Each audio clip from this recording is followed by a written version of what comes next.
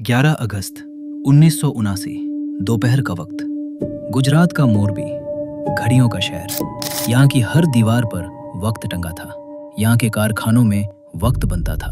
भरे हुए बाजार, स्कूल से लौटते बच्चे, एक बिल्कुल आम दिन। पर मोरबी की किसी घड़ी ने उस दिन ये नहीं बताया कि इस पूरे शहर के पास सिर्फ 20 मिनट बचे हैं। 20 मिनट और फिर हजारों जिंदगियां एक ही झटके में पानी के नीचे। और जब अगली सुबह सूरज निकलेगा तो बचे हुए लोग बस एक ही बात कहेंगे, ये तो ईश्वर की मर्जी थी। पर क्या वाकई ये ईश्वर की मर्जी थी या किसी ने हमसे सच छुपा लिया? ये कहानी एक बांध की है, एक नदी की, और एक ऐसे सच की जिसे भगवान का कहर कहकर सालों तक दबा दिया गया। क्योंकि असली सवाल ये नहीं था कि पानी कैसे आया, असली सवाल ये था पानी को आने किसने दिया। मोरबी से करीब 5 किलोमीटर ऊपर मच्छू नदी पर खड़ा था मच्छू 2 डैम। करीब 4 किलोमीटर लंबा, बीच में पत्थर का स्पिलवे और दोनों तरफ मिट्टी से बनी विशाल एम्बैंकमेंट दीवारें। ये बांध शहर की रगों में बहता था, खेतों को पानी, कारखानों को जिंदगी। पर इस कहानी की एक परत 1979 से भी कई दशक पीछे छुपी है। कहा जाता है कि 20वीं सदी की शुरुआत में मोरबी के राजा ने इसी मच्छू नदी पर एक बांध बनाने की सोची और सलाह के लिए बुलाया गया भारत के सबसे महान इंजीनियरों में से एक को, सर एम विश्वेश्वरैया, वही जिनके जन्मदिन को आज हम इंजीनियर्स डे के रूप में मनाते हैं। रिवायत के मुताबिक उन्होंने नदी को देखा, हिसाब लगाया और राजा को चेताया, यहाँ बांध मोरबी के लिए तबाही बन सकता है। राजा ने वो योजना उस वक्त रोक दी, पर सपना मरा नहीं। सालों बाद राज्य सरकार ने उसे दोबारा खड़ा किया। पहले 1959 में इसी नदी पर ऊपर की तरफ बना पहला बांध मच्छू 1, और फिर 1972 में उससे नीचे एक दूसरा और बड़ा बांध मच्छू 2।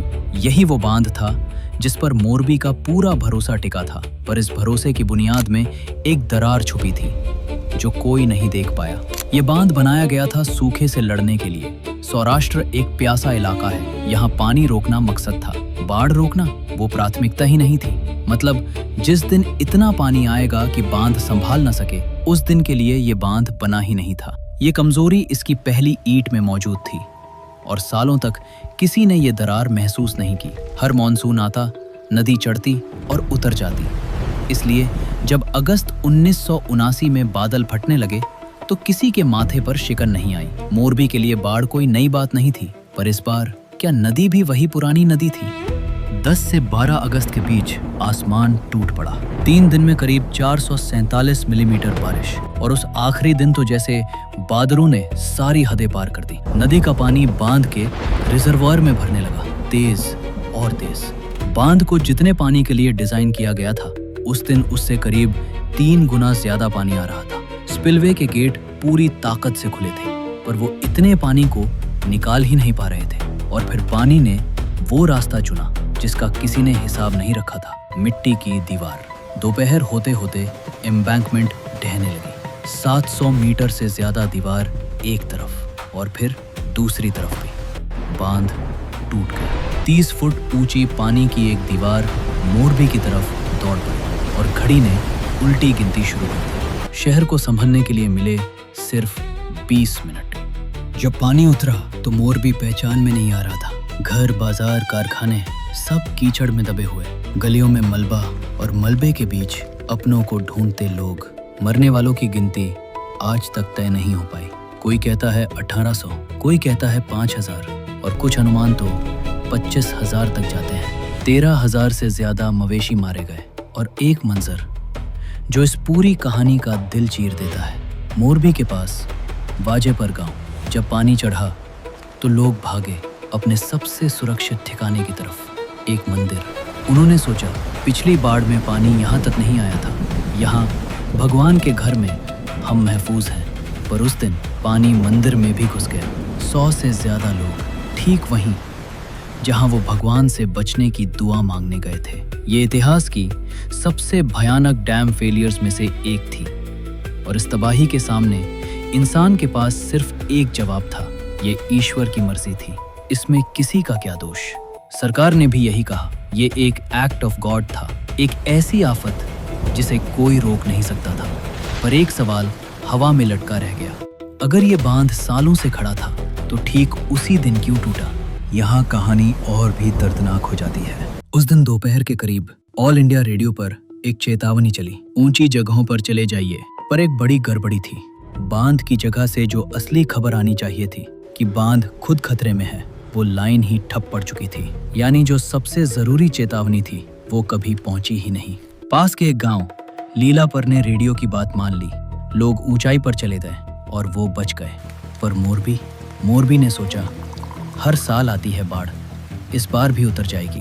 किसी ने अंदाजा नहीं लगाया कि इस बार नदी नहीं, पूरा बांध आ रहा है। ये ईश्वर की मर्जी नहीं थी, ये एक टूटी हुई फोन लाइन थी, एक चेतावनी जो वक्त पर नहीं पहुंची। पर ये तो सिर्फ आखिरी चेतावनी थी। पहली चेतावनी तो इस बांध की बुनियाद में सालों से दबी पड़ी थी। सालों बाद एक जुडिशियल इंक्वायरी और गहरी पड़ताल ने परत दर परत सच खोला, और जो निकला वो किसी श्राप से ज्यादा डरावना था। ये एक्ट ऑफ गॉड नहीं था। पानी इसलिए नहीं घुसा कि भगवान नाराज था, पानी इसलिए घुसा क्योंकि ये बांध उस दिन के लिए बना ही नहीं था।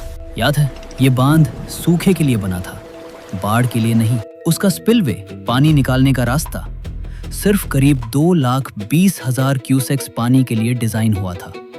पर उस दिन नदी ने उसका करीब 3 गुना उड़ेल दिया, और उस घड़ी स्पिलवे के कुछ गेट काम ही नहीं कर रहे थे। इसे ऐसे समझिए, एक बाथटब जिसका नल पूरा खुला हो, नाली आधी जाम हो और जिसके किनारे मिट्टी के बने हो, पानी को ऊपर से बहना ही था और वो मिट्टी का किनारा टूटना ही था।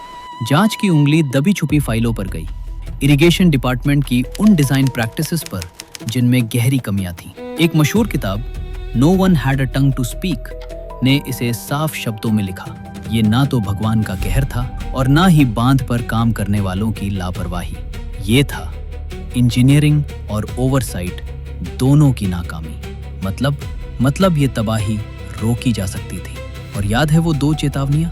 एक रिवायत में दबी, जब किसी इंजीनियर ने दशकों पहले इसी नदी की तरफ इशारा किया था, और दूसरी खुद उस बांध की बुनियाद में जो हर दिन हर साल चुपचाप कह रही थी, मैं बाढ़ के लिए नहीं बनी। दोनों चेतावनियां एक ही खामोशी में, एक ही फाइल में दफन रही। 20 मिनट में जो शहर मिटा वो किसी आसमानी फैसले से नहीं मिटा, वो मिटा एक अधूरे हिसाब से, एक गलत मान लिए गए भरोसे से। ईश्वर की मर्जी एक कहानी थी, सच एक फाइल में दबा हुआ था। मोरबी ने खुद को फिर से खड़ा किया। मलबा हटा, घर बने, कारखानों की घड़ियां फिर से चलने लगी। पर कुछ घड़ियां शायद उस दिन पर ही रुक गई थी। वक्त आगे बढ़ गया, पर मच्छू नदी शायद कुछ भूलती नहीं। 1979 के 43 साल बाद 2022 में उसी मोरबी में, उसी मच्छू नदी पर एक पुराना झूलता पुल भीड़ से भरा हुआ टूट गया।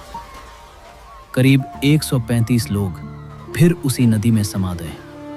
और एक बार फिर वही सवाल, क्या ये सिर्फ एक हादसा था, एक संयोग, या वही पुरानी कहानी बस नया रूप लेकर लौट आई, जहां हम तबाही को किस्मत कह देते हैं ताकि उस फाइल को न खोलना पड़े जिसमें असली सच लिखा होता है।